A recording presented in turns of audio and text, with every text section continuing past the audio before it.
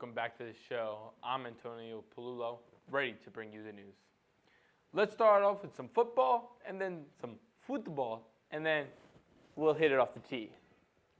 Now, the always optimistic Coach Crow has always held his team to the highest standards. And with disappointment this year, he simply said he's not happy with the team's progress so far, saying, "This is not where I thought we would be." Now, the man 3 yards behind center, because Coach Crow always runs out of the shotgun, the center this year will be junior Brandon Mack. Mack has a strong arm, great size, but some maturity problems. But he'll have some help with that, with his all-senior offensive line and senior running back Greg the Horse Morris, who actually surprisingly has been unquestioned by Coach Crow. Crow said he's a special player and he isn't playing like one. But don't get me started on this defense. They'd rather have a senior with tons of experience, which is great and which is what you want, or they have a junior who is stepping onto the field for the first time. But this team always finds a way to be in the playoff race late in the season. The team and the coach that are trying to figure out where they are, what they are, who they are, is Mr. Woodcock and the girls' soccer team. They have a bunch of young players that are learning the basic skills, as Woodcock put it. They're looking to improve with captains and veteran talents, Tiana Sodiki Han and Allie Williams. Where they will go is undecided. How they're going to get there is going to have to be with a lot of young talent. Now, off the tee, we have a golf team that has its troubles, but they're actually pretty good this year. They're 4-7. Not a lot of people expected them to be that. They lost 6 talented players, and they really only had 2 guys returning. And Jimmy Mundy was one of them, and he's surprisingly turned out to be one of the better players. He slowly keeps improving, and hopefully the team as a unit can finish around 500 or maybe even above 500. And Coach Jon Manser, who we will have on next, is very excited about that. We'll be right back. Hello, and we're back with Jon Manser to talk some golf. Now, Mr. Manser, you guys are 4-7. It's tough. Did you think you'd be 4-7 at this point, or? Honestly, no. I thought we probably wouldn't win a match all year. We graduated 6 seniors off an 8-man team last year, and we didn't really know what we would have coming into the season. So we thought it would be a rebuilding year. And so 4-7, we're thrilled. We'll finish up the season with a lot of winnable matches. So 500 is certainly very doable for us. So that's a lot better than I think we all expected. One of the kids who did come back, and one of the kids who have really been leading your team is Jimmy Mundy. I mean, how have you been impressed by his performance? Jimmy he's been a consistent 4-year player for us as a senior. I mean, he's been basically the team leader. He's been very consistent. He sets the tone for the rest of the guys. He'll qualify easily for the Suburban Tournament, which we're very excited about for the 2nd year in a row. So, I mean, it will be a shame that we're going to lose him when he graduates, but he's been an integral part this year. Yeah, you just mentioned when you lose him, who are some of the kids that, when you do lose Jimmy, that you hopefully can maybe not replace him, but at least step into his shoes?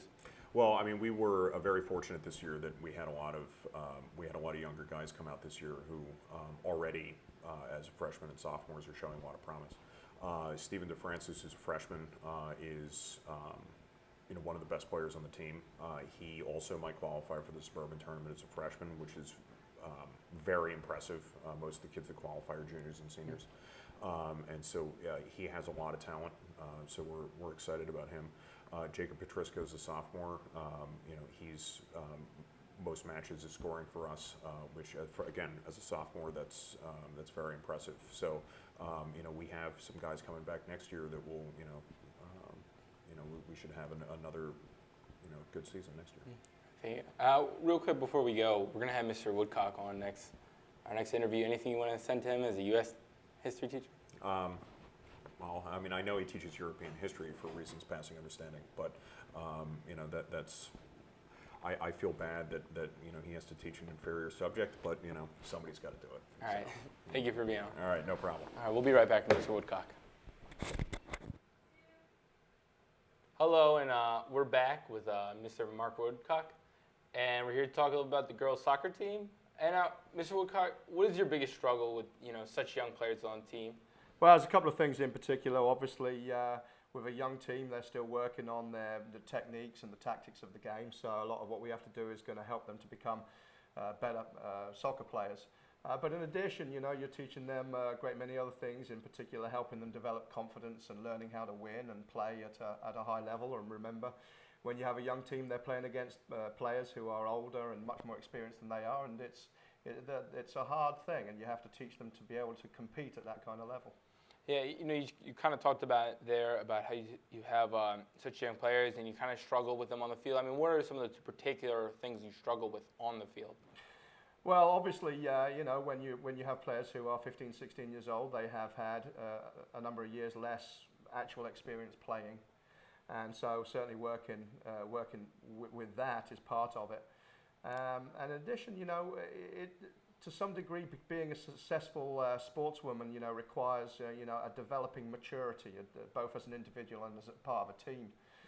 And it's a very much a learned process. You have to learn how to become part of a team, how to become a mature player, and you develop that through time, and it doesn't always come easy. Yeah. Now, what are your kind of expectations, not just the rest of this season, but maybe even the following season? Well, we have a team that's made up primarily of sophomores right now, and they showed considerable improvement last year. And what I'm looking for this year is that continued improvement. It's very difficult to put you know, a number of wins and say that this is what I'm happy with. You know, what you're really looking for is a weekly improvement in terms of skills, in terms of abilities, and ability to win games and be in games. Because you know that down the road at some point the light is going to go on and they're going to become a winning team, and all you really want to do is keep moving towards that point where they're going to become that winning team. Okay. Thank you for being on. And real quick, we're still sorry about that 1776 thing. Well, I think I've just about forgiven you. I have an American passport now, so I suppose I'd better, hadn't I? Thank you for being on. We'll be right back.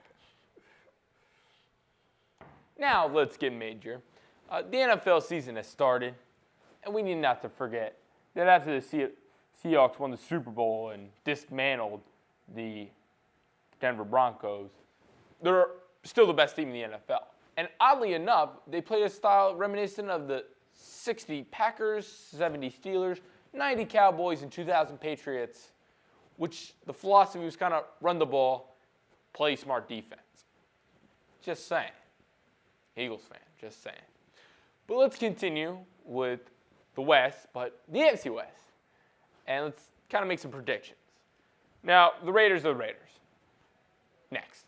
The Chargers, they always seem to be able to figure out late in the race with a quarterback like Philip Rivers. He's a very talented guy. I think if you put some talent around him, he'll be effective, but they're not there yet. I think the Chiefs are, you know, doomed for a down year. I just don't like I never really liked the Chiefs. I thought they were a little bit overrated. And Peyton Manning is Peyton Manning. Let's be serious. The AFC North will be a dogfight that the dog pound and their fans will not be able to win. The Steelers are younger, but unfortunately what happens with younger talent is inexperience, so they're not destined for the playoffs either. With the loss of Ray Rice, the Ravens will not have enough to push their team to the playoffs. This just leaves Andy Dalton and the Bungles. The AFC East is better, but the Pats are the Pats, and then the rest of the division will fight for a wild card spot, but they're not really going to be able to make a real push against the Patriots. The AFC South is a little bit interesting in my opinion. This is my kind of wild card division. All right, you can throw the Jags and Titans out. All right, they're gone. Now you have a weak Colts defense, and you put in an unrest Texan D that, you know, underachieves the new head coach Bill O'Brien. I saw him at Penn State. I always thought highly of him. And great pass rusher in Clowney, although he'd be out for a little bit. He might get a little bit more than a rat race. But thinking about it, still Andrew Luck on the other side. On the other side of the conference is where the real talent is. This is the NFC West. The NFC West is probably the toughest division. You have 4 playoff teams and 1 in conference. 4 in a conference. So all the teams are really, really good. I think the Rams are the weakest, so they're out. The Seahawks and the Niners will be headbutting for that number 1 seed. But I think it'll go to the Seahawks. I just don't think the 49ers can keep up with the Seahawks. Now, the next best division in the NFC South, in the NFC, is the NFC South. The Bucs, Panthers, Saints, and Falcons. Bucs, I don't think are very good. People are talking about Lovie Smith. He can really change that team. I only think he can push them maybe to 7-9. I don't think that much of them. They don't really have a quarterback. The defense is inconsistent. They still need some time. The Falcons, after watching Hard Knocks, they look a little bit tough. Maybe they can make a fight. I don't think they're going to be bad like they were last year. One of the problems they had last year was injuries. They already lost Sean Witherspoon, who was one of the really good linebackers they had. But I think they'll be fine. Panthers, I love Cam Newton. I think top 5 quarterback. So I just don't like the Saints defense. So I'm going to put the Panthers 1, Falcons 2, Saints 3, and they're your wild cards. Oh, well, I forgot about the West. So you don't really know. Now, the NFC East, my Eagles are in there. Eagles, as Pittsburghian once told me. I think they're going to win the division. I don't think it's going to be, the Eagles win the division because they win the division because they're the best team. The rest of the teams kind of aren't that good. That's why I think they're walking away with it. In the North, I thought about this a lot. This was a little tough because I think this is a lot like the Eagles situation where it's like you have a lot of good teams. You don't really have a lot of good teams. You have the Packers, but Detroit can be good. People say the Bears are really good. And the Vikings could be competitive. I don't think the Vikings are going to win it. I don't think the Lions have the defense. So I'm just going to give it to the Packers and just call it quits. But hey, that's just me. Now, we're done with the show, unfortunately. I have to thank Franny, Ferriola, Mrs. Ferriola, all the people in the back who helped. Franny was the one who stayed for Let's Get Major, so he's going to get a shout out. Also, a couple things. Next week, introducing a new cast member. Also, we're going to start a new thing where this is my senior year. I'm going to play a song off at the end of the year. I'm going to spoof a song, rewrite it. So we need some suggestions. I'm going to start winging off some songs that I just know I'm not going to do. Submit them. The Facebook page, like it. Antonio's First TV Show. Antonio's First TV Show. We're also on Twitter. Probably not going to have an Instagram because we don't really take that many pictures. But hey, it is what it is. Am I right? All right, we'll see you next time. Take me out of here, Franny.